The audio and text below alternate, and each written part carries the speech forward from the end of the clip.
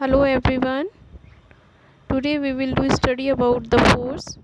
That is the chapter of class 8 physics, and there is force and friction. But first we will do study about the force. So what is force? Force is a push and pull.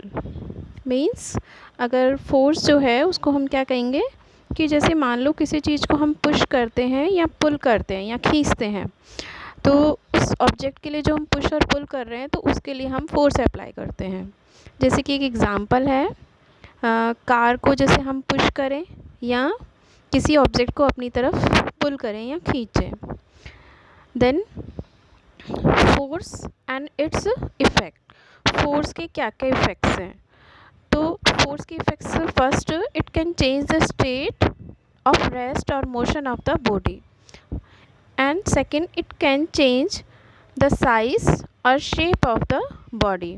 और भी हैं लेकिन first हम इसको describe करेंगे। Force change the state of motion of a tire, make it to move faster. जो force जो है, ये जो मूवेबल जो टायर हो उसको अगर स्टॉप कर दे या स्टॉप टायर हो उसको मूवेबल कर दे, तो ये किसकी वजह से हुआ? फोर्स की वजह से। जैसे कि बॉक्स को एक पर्सन जो है वो मूव कर रहा है, वो किससे कर रहा है? फोर्स से कर रहा है। So it can change the state of rest और motion of the body. We can say this also, force can make a stationary object move और make a moving object move faster. यानी कि किसी stationery object को या तो वो move कर सकता है या उसको बहुत तेज़ उसकी स्पीड कर सकता है। सेकेंड ये भी हो सकता है, फोर्स कैन स्लो डाउन और कम्प्लीटली स्टॉप अ मूविंग ऑब्जेक्ट। फोर्स जो है किसी ऑब्जेक्ट को स्लो कर सकता है या कम्प्लीटली उसको स्टॉप कर सकता है।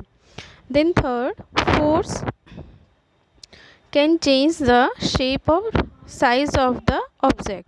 यानी कि जो फोर्स जो है वो किसी ऑब्जेक्ट का शेप और साइज़ भी चेंज कर सकता है। जैसे कि हम लोग रबर बैंड को स्ट्रेच करेंगे, जितना ज़्यादा हम स्ट्रेच करेंगे उतने ही उसके शेप में चेंज आएगा, और अगर हम उससे भी ज़्यादा करेंगे तो वो टूट जाएगा। तो वो किसकी वजह से हुआ? फोर्स की वजह से। इसके अलावा एक और है कि फोर्स जो है वो क्या कर सकता है, किसी ऑब्जेक्ट का डायरेक्शन भी चेंज कर सकता है। यानी कि कोई मूविंग ऑब्जेक्ट है उसका डायरेक्शन भी चेंज कर सकता है। जैसे कि इसमें दिखा रखा है, एक बैट्समैन है, उसकी तरफ एक बॉल आ रही है और उस बॉल का उसने डायरेक्शन चेंज कर दिया है। So force can change the direction of the object. Now next topic is magnitude of force. अब मैग्नीट्यूड ऑफ फोर्स से क्या मतलब है कि जितना हम फोर्स लगा रहे हैं, the magnitude of a force is the strength of the force acting on an object. तो जितना हमने उस ऑब्जेक्ट पर फोर्स लगाया है उसको हम कहेंगे मैग्नीट्यूड ऑफ फोर्स। उसकी क्वांटिटी कितनी है उसको हम फोर्स कहेंगे। और ये किस पर डिपेंड करेगा कि कितना उस पर हमने मतलब कितने लोगों ने उस पर फोर्स लगाया और किस डायरेक्शन में उस पर फोर्स लगाया। जैसे कि यहाँ पे एक एग्जांपल दिया हुआ है, फोर्स इन सेम डायरेक्शन। अगर मान लो ये जो दोनों बच्चे हैं, इनको हमने एक्स और वाई नेम दिया है, अगर ये दोनों बच्चे इस बॉक्स को सेम डायरेक्शन में पुश कर रहे हैं तो यहाँ पर फोर्स एक्स प्लस वाई हो जाएगा। लेकिन अगर ये अपोजिट डायरेक्शन में करेंगे तो एक्स माइनस वाई। इसमें से जिसका फोर्स ज़्यादा होगा उसकी तरफ ही से ये मूवमेंट स्टार्ट होगा। और अगर दोनों का फोर्स इक्वल है तो कोई मूवमेंट नहीं होगा। क्यों? क्योंकि दोनों ही एक दूसरे के अपोजिट में उसको पुश कर रहे हैं। Then types of forces. Forces के टाइप कितने होते हैं? तो there is two types, contact forces and non contact forces. अब कॉन्टैक्ट फोर्सेस और नॉन कॉन्टैक्ट फोर्सेस में क्या डिफरेंस है? So contact forces, where is physical contact with the body. यानी कि यहाँ पर दो जो ऑब्जेक्ट हैं वो एक दूसरे के फिज़िकल कॉन्टैक्ट में प्रेजेंट हो। यानी कि मान लो कि अगर जैसे हम किसी ऑब्जेक्ट को धक्का लगा रहे हैं तो हम अपने हैंड से उसको टच कर रहे हैं और उसको पुश कर रहे हैं, तो ये हो गया हमारा contact force.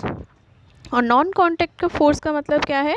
Force that do not need physical contact with the object on which they are acting or called non contact force यानी कि जिस भी ऑब्जेक्ट पे हम फोर्स लगा रहे हैं वहाँ पर हमने उस ऑब्जेक्ट को टच नहीं किया और बिना किसी फिजिकल कांटेक्ट के हमने उस ऑब्जेक्ट को मूव किया है, so that is related to non contact force.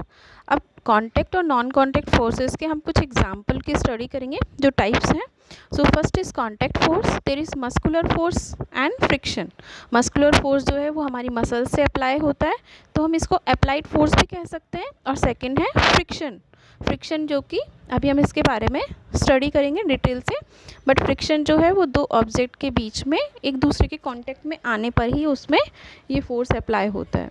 Then non contact force, there is magnetic force जो कि मैग्नेट की वजह से, इलेक्ट्रोस्टैटिक यानी कि दो ऑब्जेक्ट को रब करने से, एंड ग्रेविटेशनल फोर्स जो कि हमारी अर्थ की ग्रेविटी से होता है।